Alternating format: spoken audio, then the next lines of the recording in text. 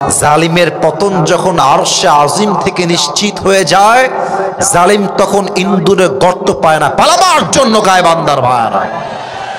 অতএব আগামীতে দেশ নির্বাচন হবে। আমি আসিফ হুজুর খুবই ছোট মানুষ, খুবই নগণ্য, খুবই অযোগ্য, এটা আমি মনে প্রাণে বিশ্বাস করি। আমার আহামরি কোনো ইলম আমল কিছুই নাই। তবে আজকে অ্যাজ এ খতিব নয়, অ্যাজ এ ইসলামিক লেকচারার নয়, as a citizen of Bangladesh, বাংলাদেশের একজন নাগরিক হিসেবে দুইটা কথা বলতে চাই। নাম্বার ওয়ান, যদি ঠিক হয় আমার কথা, সিংহের মতো গর্জন দিয়ে আমাকে অ্যাপ্রিসিয়েট করবেন। নাম্বার ওয়ান দাবি, আমাদের সকলের দিলের দাবি, কলিজার দাবি, আগামীর বাংলাদেশে প্রধানমন্ত্রী হিসেবে আমরা কোনো নারীকে চুল পরিমাণ ক্ষমতায় বরদাস্ত করতে পারবো না। আপনারা সবাই দ্বিমত না একমত? দ্বিতীয় কথা আরেকটু বুঝে শুনতে হবে, শুধুই যে আমরা নারী চাই না পুরুষ চাই, it's exactly not like that. ব্যাপারটা আসলে পরিপূর্ণ এরকম নয়, বুঝতে হবে আপনাকে। আমরা এমন একজন পুরুষকে রাষ্ট্রনায়ক হিসেবে দেখতে চাই,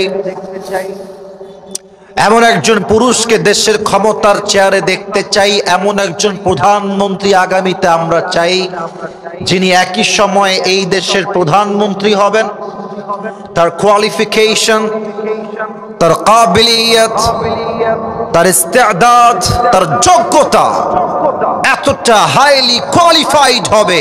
আমাদের দেশের প্রধানমন্ত্রী হবে এমন যিনি একই সময়ে জাতীয় সংসদে দাঁড়িয়ে বক্তব্য দিবেন, এবং তার যোগ্যতা হবে এমন, আমাদের প্রধানমন্ত্রী চাইলে জাতীয় মসজিদ বাইতুল মুকাররমে দাঁড়িয়ে জুমার খুতবা দেওয়ার যোগ্যতাও রাখবে।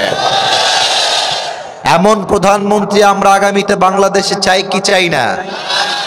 আরে গাইবান্দার ভাইরা, দেশের প্রধানমন্ত্রী যদি হয় জাতীয় মসজিদ বাইতুল মুকাররমের খতিব, আনসার মি লাউডলি, জোরে উত্তর দেন, দেশে কি আর সুদ থাকবে, ঘুষ থাকবে, ধর্ষণ থাকবে? পুরো দেশটাই সোনার বাংলাদেশ হয়ে যাবে।